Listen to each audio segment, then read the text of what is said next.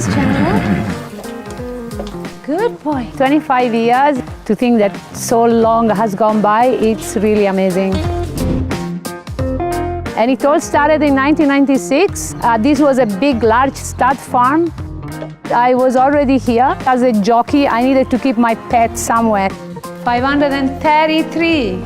So one day, the owner came to tell me that this stud farm has been sold to a developer and I had to move out. I was desperate, and then I got taken to this office to meet the new owner, and there was Jitu. You know, I basically grew up with horses, and my family was into racing. My uncle owned racehorses, my father was into racing. When I came here to buy this property, I mean, since I'm in the real estate business, I actually wanted to make plots and sell. And then when I saw there was a stud farm, I said, why not make it a theme around horses? The real estate market crashed in 96, so I had to abandon the plan. But before I abandoned the plan, I met Silva here at the riding stables. And then we started this riding school, and I said, okay, why not? You know, it's fun. Since anyway, I had passion for horses. So the place was called Embassy Ranch, with a riding trail around it and a nice international standard riding school, which was designed by a Singapore architect. I mean, it was designed so well. By then, the passion for riding and everything the bug had got into me. You know, my kids were happy here, so they would just love coming here.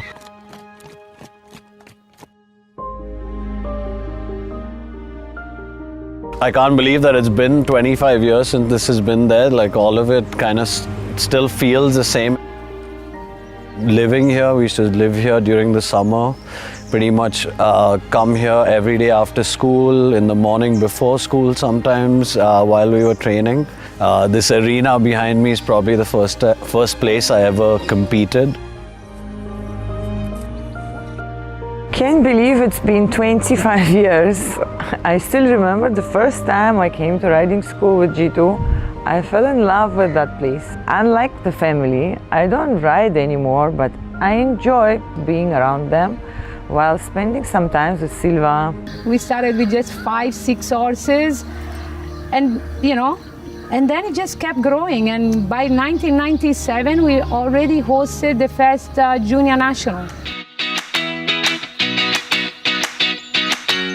We won everything at the JNEC. Our kids were superb, our instructors were fantastic, and our horses were always the best. Al-Fabia Juma.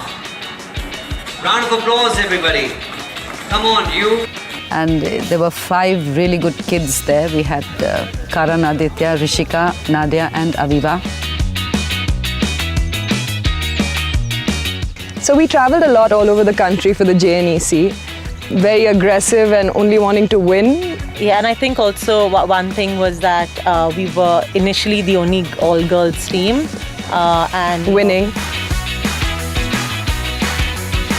I started off coming here when I was just a kid, 4 or 5.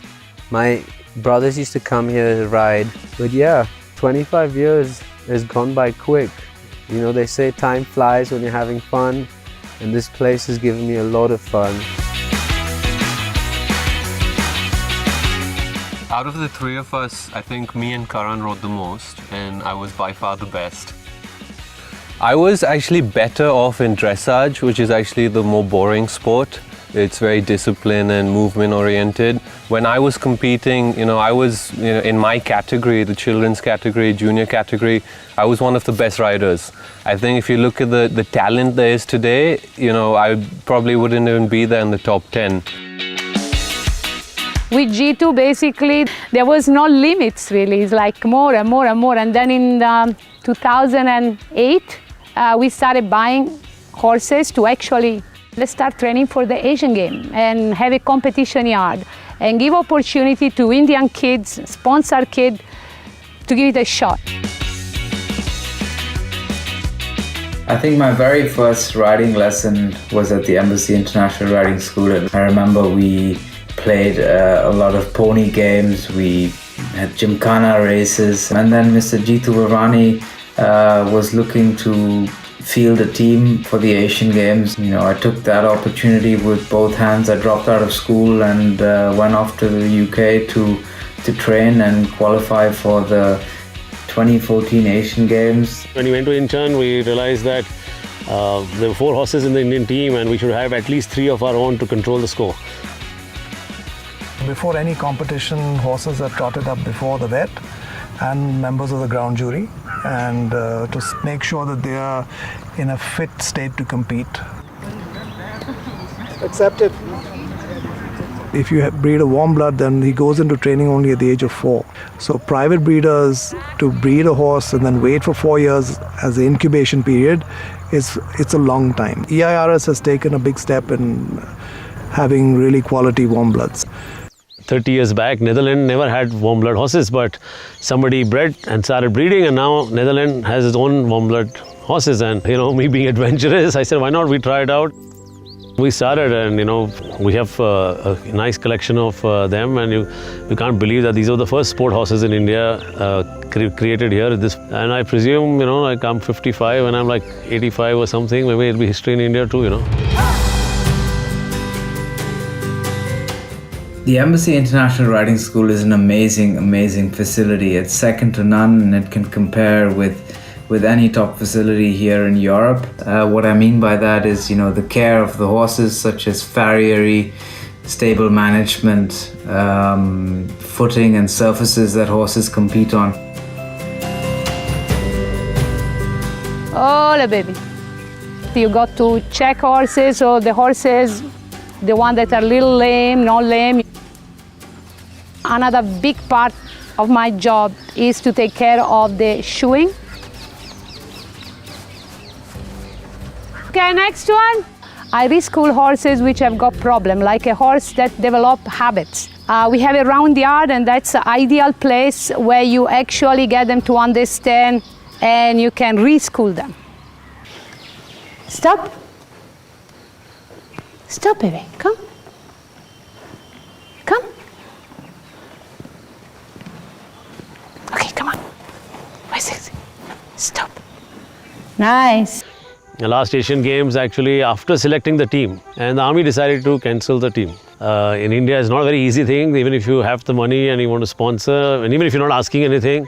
We took 2 flights to Delhi, went around chasing people, trying to make sure that Fuad is eligible and rightful for the Asian Games. And I was shadow working my dad at the time, and I was just watching him, and it was phenomenal how persistent he was in achieving that.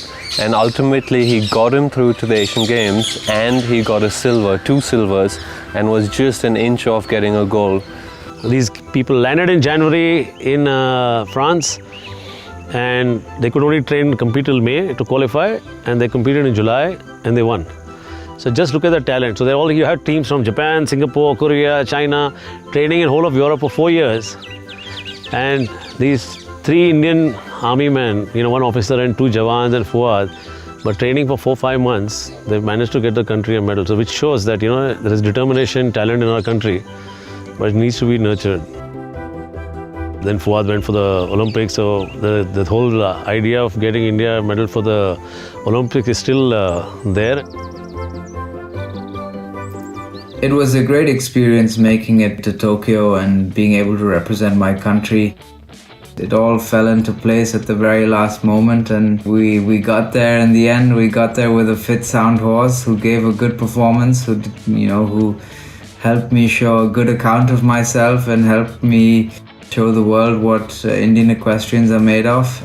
You need to have a roadmap as to where you'll be a few years from now. You wouldn't have gone to the Asian Games if it hadn't taken huge steps by Mr. Veerwani.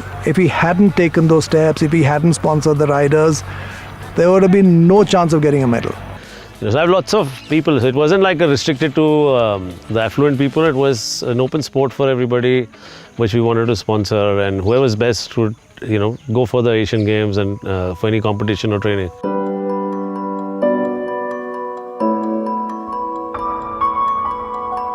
Riding ಮಾಡ್ತಾ ಇರೋದು ನಾನು age 8 ಇತ್ತು. So ಅದಾದಮೇಲೆ riding start ಮಾಡಿದ್ದು ನಾನು 12 age ಇದ್ದಾಗ national ಮಾಡಿದೆ. So junior ನ್ಯಾಷನಲ್ಲಿ 2008 ಜೂನಿಯರ್ ನ್ಯಾಷನಲ್ ಮೆಡಲ್. ಸೊ ಅದಾದಮೇಲೆ ನಾನು ಡ್ರೆಸ್ಸಾಸ್ ಮತ್ತು ಜಂಪಿಂಗ್, ಸೊ ಇವಾಗ ಜಸ್ಟ್ ಕೀಪ್ ಪ್ರಾಕ್ಟೀಸಿಂಗ್ ಇನ್ನು ಮುಂದೆ ಚೆನ್ನಾಗಿ ಮಾಡೋಣ ಅಂತ. I've been here from almost 20 years. My father used to work here for Silva, so I've been like around horses for like all my life now. Initially in the beginning, I used to cry every evening with Silva saying that I can't do this job because it's difficult for me. So I started like that, and then she said, okay, after degree you can work. I just wanted to say thank you to Silva because she made me the person I am today.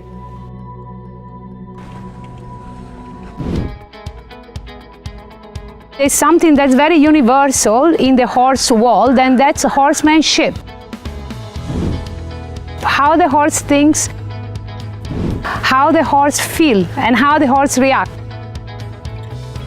The better you are in understanding your horse, the more you can get out of your horse, which obviously will come very handy when you compete. And the horse will give you a little extra just because he wants to do it for you. It depends what you want to do. If you just want to ride in the jungle, you don't need professional, high qualified instruction. So you don't need the instructor who teaches to sit in the horse and gallop in the field. But if you think that you want to compete, you want to do it professionally and you want to enjoy your riding, that's where you need to have qualified instructor. That's very important. The person who teaches, he first understands what he teaches.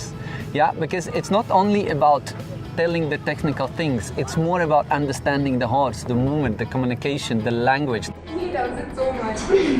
He's like staring at the camera. Yeah. And he's jumping. He jumps like.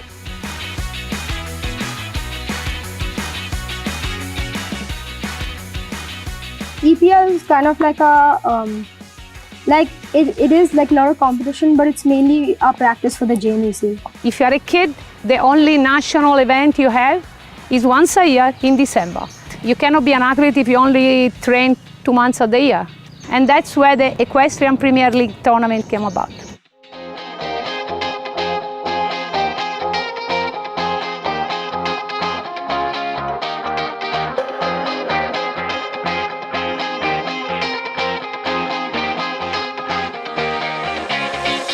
Competitors in the 105 jumping, the course is open. The Equestrian Premier League, which runs over a period of 6 months starting from June to November, comprises mainly of the dressage and the show jumping events.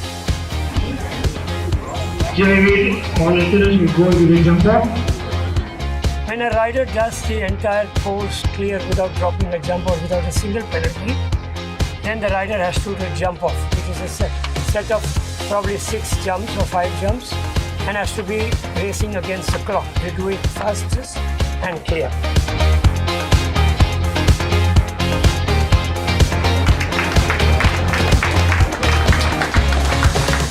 We have supported riders to compete at Asian Games and Olympics, and I admire Jitu's obsession with getting the country a medal.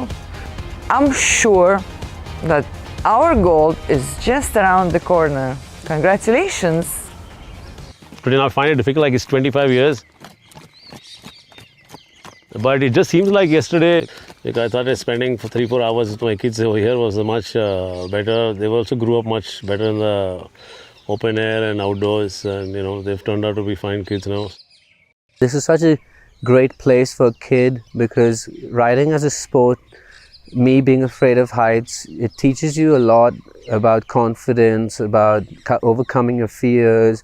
You know, once you fall off a horse, usually people stop riding, but that's not where it stops. If you continue, riding either makes or breaks you, you know, and I'm glad it made me. We go on a hack once in a way, you know, and I mean, I enjoy riding still.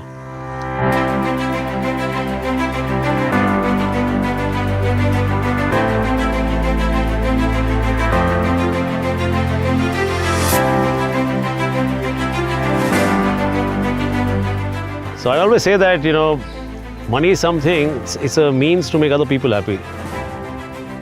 I mean, walk around here, they're all happy people. Probably from the village, every little family, somebody works here, you know, and everybody's prospering, doing well.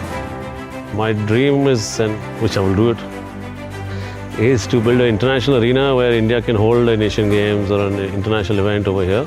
My thing is that for me, as far as I'm concerned, it's India first,